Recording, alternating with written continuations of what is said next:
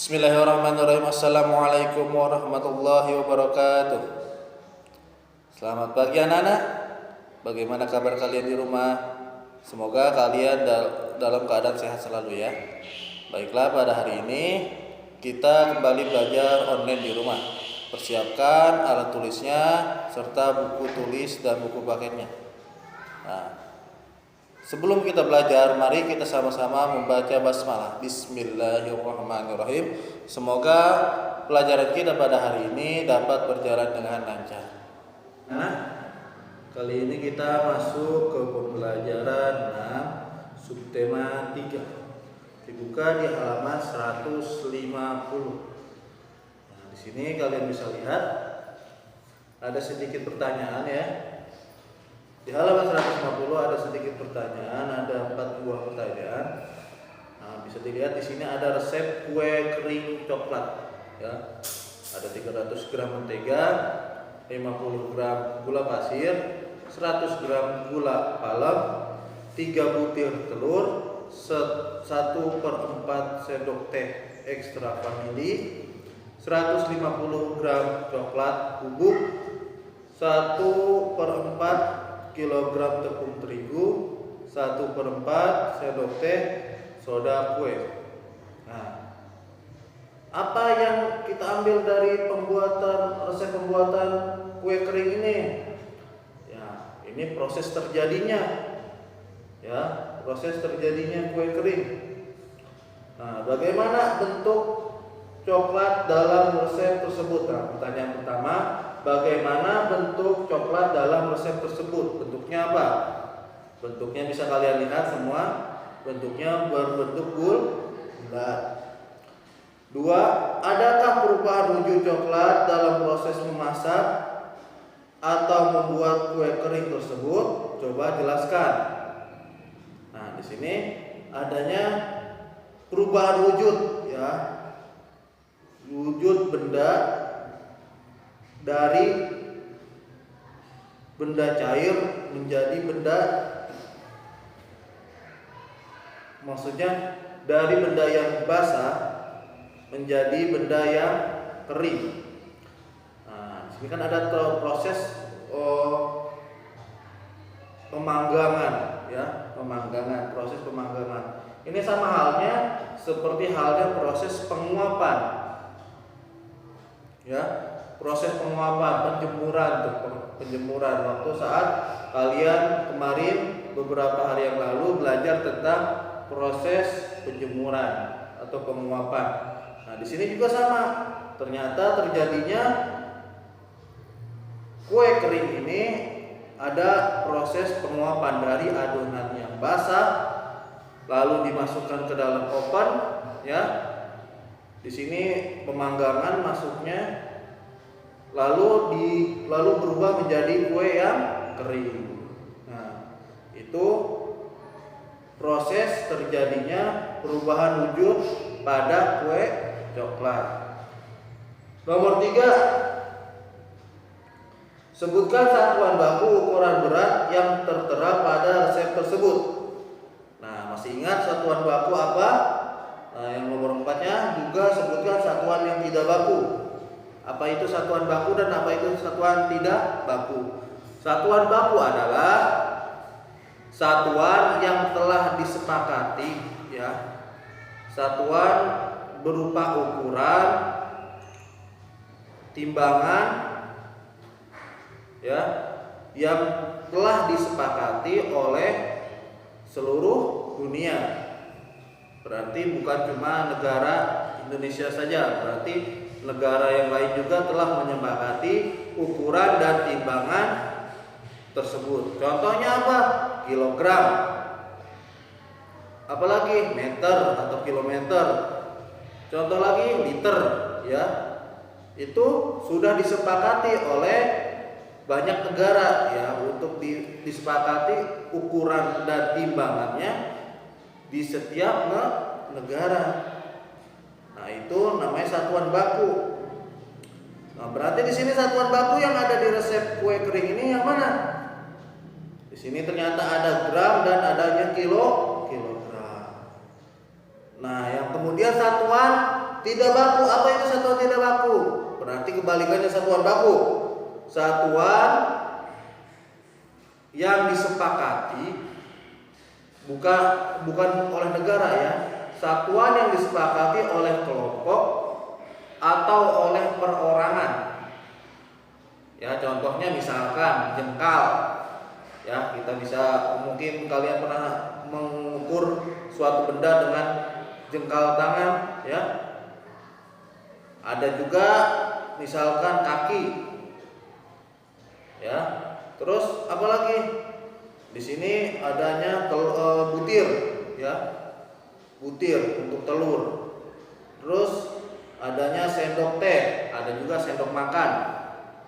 Ya, sendok teh, ada sendok makan dan lain sebagainya. Nah, itu termasuk satuan baku. Berarti jawabannya ada di sini ialah butir dan sendok teh. Nah, kalian paham? Nah, untuk kali ini kita masuknya ke pelajaran matematika saja ya, karena di pelajaran PKN-nya insya Allah kalian sudah selesai. Di halaman 152 di sini ada PKN ya. Sini tugas menceritakan lagi tentang pengalamanmu melaksanakan tugas sesuai peranmu. Nah, pada halaman 153 masuk dulu kali ini kita akan belajar matematika di buka halaman 153. Nah, pada halaman 153 bisa kalian lihat di sini ada gambar jam ya. Gambar jam bermacam-macam jam. Nah, yang dapat kalian lihat jam-jam tersebut ini termasuk alat ukur apa? Benar, jam-jam ini termasuk alat ukur waktu. Setelahnya kalian sudah membahas tentang alat ukur dan satuan ukur panjang dan berat. Nah, kali ini kalian belajar alat ukur dan satuan ukur waktu. Nah ya, alat ukur. Nah, sebelum masuk ke alatnya, satuan ukurnya itu ada.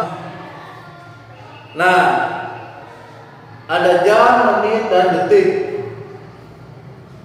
Nah, kemudian alat ukur waktu ini berupa disebutnya jam ya. Alat ukur waktu disebutnya jam. Nah, jam ini ternyata bentuknya bermacam-macam. Ya, ada yang kita lihat di sini ada 4. Nah, yang satu ini ukuran detik ya. Jam yang biasa kita pakai ialah yang pertama jam analog. Nah, jam analog bagaimana jam analog? Nah, yang biasa kita pakai untuk di dinding itu jam analog. Ya, misalkan ini jam analog nih.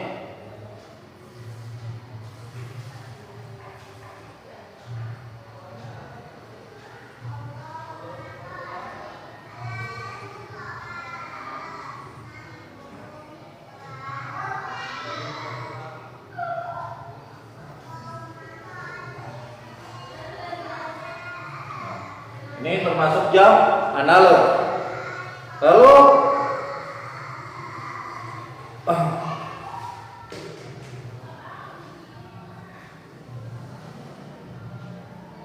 kemudian jam apa lagi? Jam digital. Kalau jam digital yang kalian lihat di sini biasa dipakai di jam ya, jam tangan. Jam digital biasa di HP juga. Kan 09.30 ini biasa di jam digital menggunakan angka ya, langsung menggunakan angka. Kemudian jam pasir. Yang ketiga jam pasir. Kalau jam pasir ini sudah tidak dipakai lagi.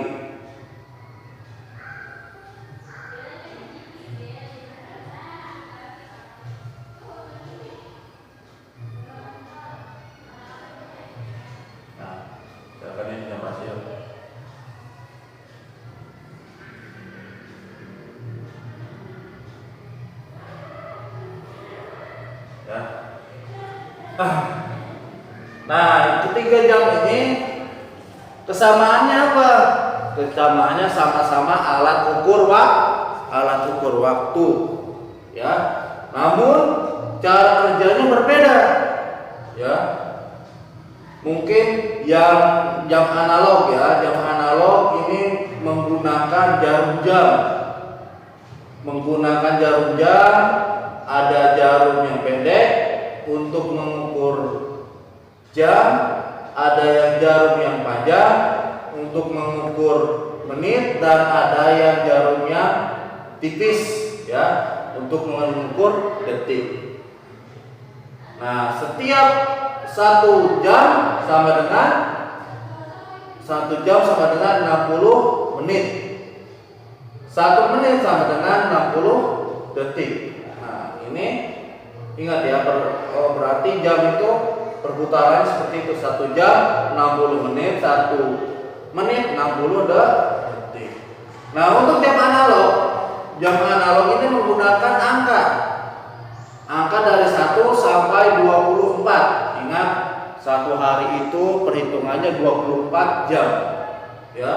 Jam analog ini menggunakan angka dari 1 sampai 24. Begitu juga dengan menitnya, dari 1 sampai 60 menit, ya. Nah, setiap menit, ya, setiap 1 menit 60 detik, berarti ini berputarnya 60 detik. Nah, yang terakhir ini jam pasir. Jam pasir itu sudah jarang digunakan lagi untuk kehidupan sehari-hari. Jam pasir ini diketemukan sebelum ditemukannya satuan detik, ya. Jadi dulu menggunakan pasir. Nah, jadi yang bagian sebelahnya kosong, yang sebagian yang atasnya penuh. Nah, nungguin sampai pasir ini semuanya habis, ya, berarti itu dihitungnya mungkin bisa dihitungannya 1 jam atau 1 menit, tergantung tempat penampungan pasirnya. Itu ada yang besar dan ada yang kecil. Nah, setelah kalian mengetahui jarum jam, bentuk alat-alat ukur jam, ya, di sini ada jam analog, jam digital, dan jam pasir. Nah, ternyata ada satu lagi. Ini alat ukurnya untuk detik, ya, untuk detik, karena ini biasa untuk dipakai untuk perlombaan lari.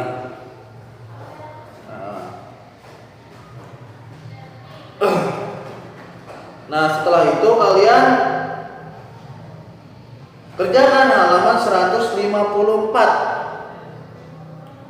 Halaman 154. Nah, kalian bisa semua kan menghitung jam. Nah, semoga kalian pasti bisa semua, saya tahu. Kalau kalian pasti bisa semua. Halaman 154 tolong kalian kerjakan, ya. Tolong dikerjakan. Nah, misalkan nomor 1 sampai yang jamnya jam 12, menunjukkan menitnya 00, berarti jarum panjang yang jamnya ke arah 12 dan jarum panjangnya ke arah 12. Ya, mungkin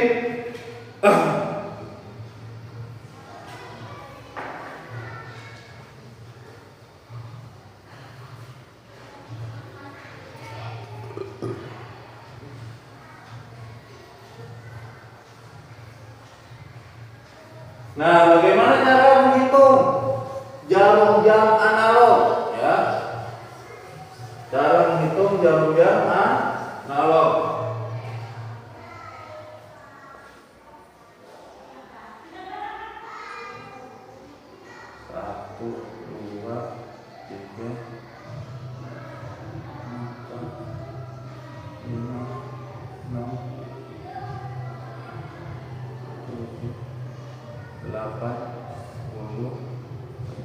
Nah, bagaimana cara menghitung jam analog? Nah, Jarum pendek ini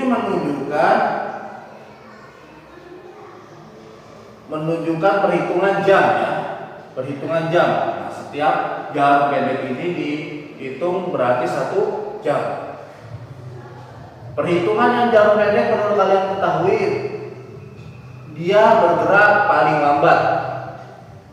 Nah ya, yang kemudian disusul jarum panjang ya. Jarum panjang ini jarum menit bergerak selama dari menit pertama sampai menit ke 60. 60 itu berarti 12 ya. Nah, ada namanya jarum detik. Kalau jarum detik ini berputar selama 1 menit atau 60 detik ya. Nah, dari jarak dari 12 ke angka 1 itu berarti 5 menit. Ingat, jarak 12 ke angka 1 5 menit. Ke angka 2 berarti jadi 10 menit. Ke angka 3 jadi 15 menit. Ke angka 4 20 menit. Ke angka 5 jadi 25. 6 30 35 40 45 50 55 dan 60. Nah, kembali ke angka 1 lagi di sini. Ya.